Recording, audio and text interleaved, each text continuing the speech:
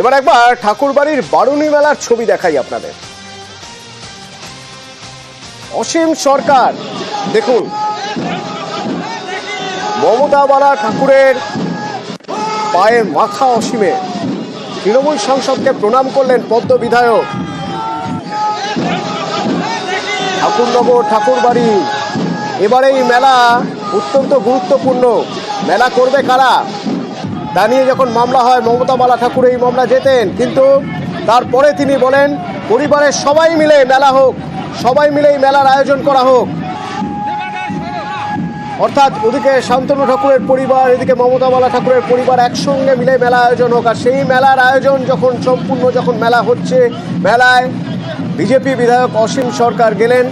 দেখা যাচ্ছে তিনি তৃণমূল সাংসদকে প্রণাম করলেন। এখান থেকে রয়েছেন অনিরুদ্ধ।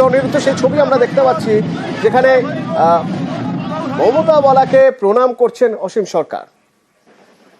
একদমই অতনু, দেখো ইতিমধ্যেই হাইকোর্টের নির্দেশ কিন্তু মমতা ঠাকুরের পক্ষেই রয়েছে।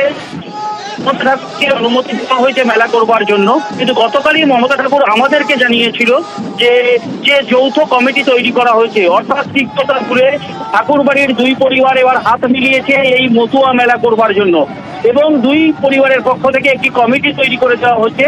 সেই কমিটি এই মেলা পরিচালনা করছে।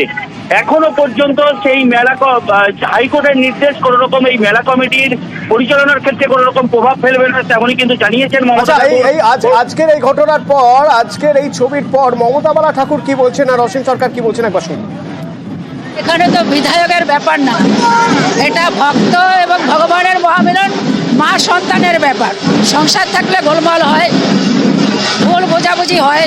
গতবার যেভাবে যে তাণ্ডব হয়েছিল, ভক্তরা সঙ্গে সঙ্গে বেরিয়ে চলে গেল, কিন্তু আবার সেই ভক্তরা ফিরে এসছে আনন্দে নিয়ে। সেটাই আমার মনের ভেতরে আজকে সেই পুরনো স্মৃতির কথা মনে পড়ে চচ্চল চলেছে। এতদিন মতুয়া ভক্তদের প্রাণে একটা সুপ্ত বেদনা ছিল, কারণ আমরা যদি নিজেদের পরিবারই আমাদের ঠিক না হয়, তাহলে আমরা বিশ্ব মতুয়া পরিবার কি করে গড়ব। আজ আমি আনন্দে উদ্বেলিত হয়ে গেছি। আজ দুই পরিবারই এক যৌথভাবে তারা সম্মিলিত অবস্থায় মহামেলার আয়োজন করেছেন। সেই মহা আনন্দে আমি সবাইকে প্রণাম করছি, হরি বল।